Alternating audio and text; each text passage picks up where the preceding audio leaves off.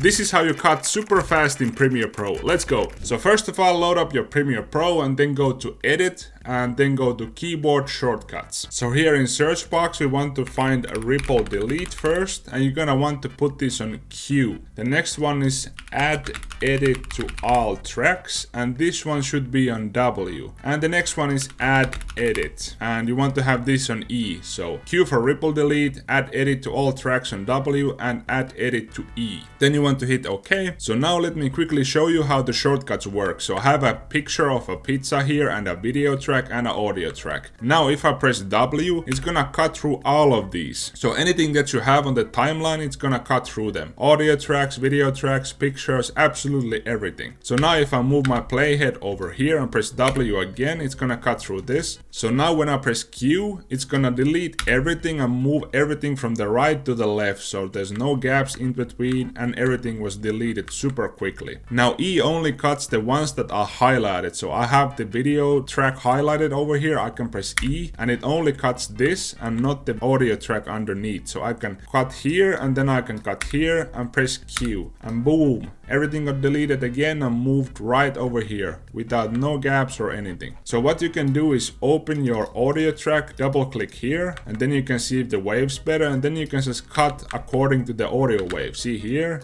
here, boom, here, boom. Oh, and by the way, if you want some cool text animations for Premiere Pro, check the link below. See you in the next one.